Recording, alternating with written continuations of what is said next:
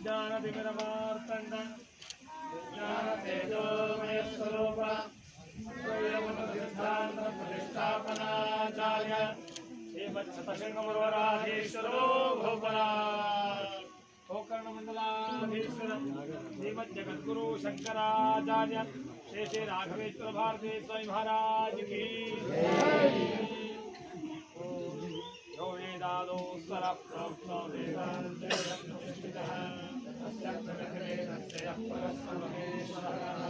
इदं फलं मया देवा स्थापितं पुरस्कृतं